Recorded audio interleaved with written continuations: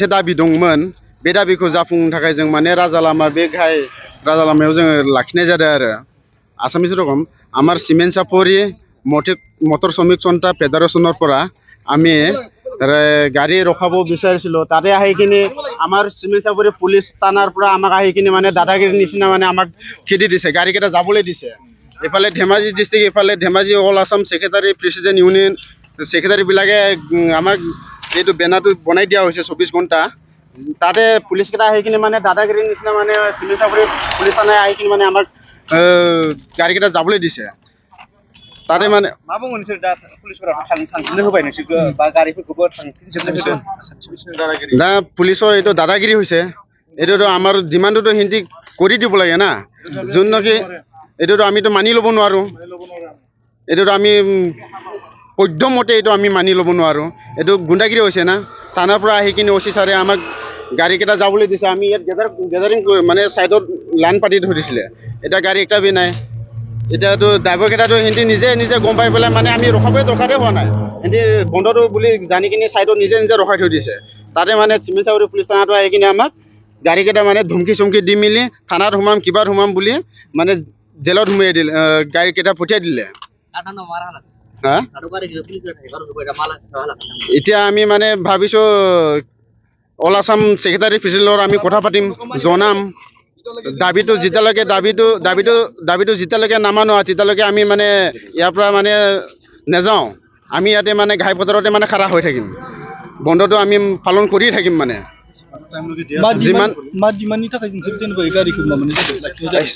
যিমান আমাৰ ডিমাণ্ডটো হ'ল মানে যোন নাকি গাড়ী যোন নাকি আমাৰ মানে চৰকাৰৰ পৰা ডিমাণ্ড হৈছে যে যোন নাকি ড্ৰাইভাৰকেইটা আছে আমাৰ তাৰ মানে চৰকাৰৰ পৰা ইমান একটা ডিমাণ্ড হৈছে চৰকাৰ ফালৰ পৰা কিবা একটা সহায় দিব নেকি ড্ৰাইভাৰক কিবা মানে চৰকাৰে আমাক কিবা অনুদান মানে মইনা চিষ্টেম কিবা একটা সহায় দিব নেকি যেনেকৈ কমাৰ্চিয়েল গাড়ীৰ যোনটো ড্ৰাইভাৰ আছে সেই তেখেতক আমাক মানে ড্ৰাইভাৰসকলক আমাৰ ইউনিয়নৰ যোন ড্ৰাইভাৰ গাড়ী চলায় সিহঁতক কিবা একটা সহায় দিব নেকি যিমানেই নহওক 2000 বা 10,000 যিমানেই নহওক এইটো ডিমাণ্ডটো মানে আমাক কমপ্লিট কৰি দিব লাগে সেইবাবে আমি 24 ঘণ্টা বন্ধ ঘোষণা কৰিছোঁ না পুলিচকেইটাতো আহি কিনে আমাক গুণ্ডাগিৰিৰ নিচিনা কৰাই হৈ গ'ল এইটো গুণ্ডাগিৰি হৈ গ'ল এইটোতো বহুত চিমেণ্ট চাপৰি থানা অচি ছাৰেতো বহুত এইটো গুণ্ডাগিৰি নিজে দাদাগিৰি কৰাৰ নিচিনা হৈ গ'ল এইটোতো আমিতো কোনো পধ্যে মানি ল'ব নোৱাৰোঁ এইটোতো আমি বন্ধ গাড়ী ড্ৰাইভাৰকেইটা কৈছে আমি গাড়ী নচলাওঁ আমি নাযাওঁ ইয়াৰ পৰা বুলি এনে জবৰদস্তি ফাইন কাটিম কিবা কাটিম বুলি মানে ইয়াৰ পৰা যাব দিছে মানে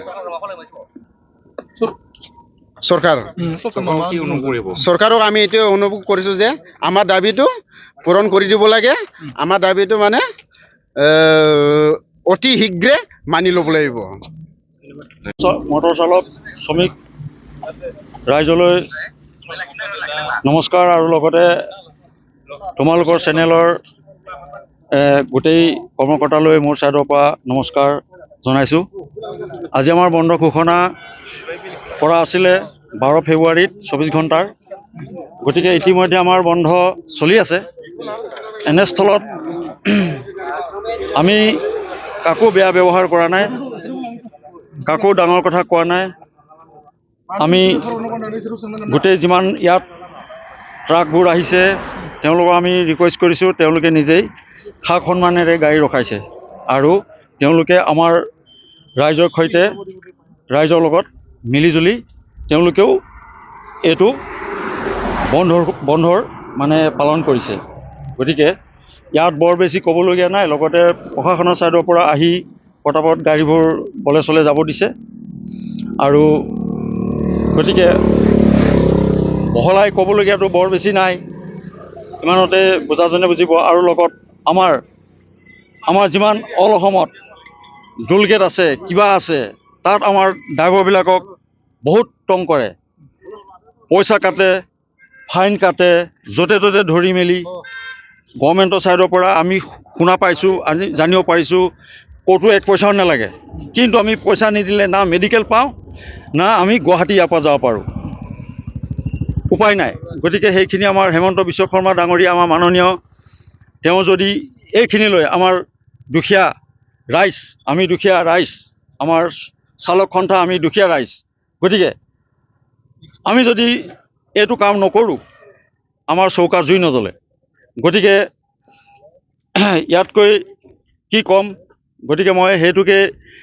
আমাৰ মাননীয় মুখ্যমন্ত্ৰী হেমন্ত বিশ্ব শৰ্মা ডাঙৰীয়ালৈও আমি এই চেনেলৰ যোগেদি অনুৰোধ কৰিছোঁ যাতে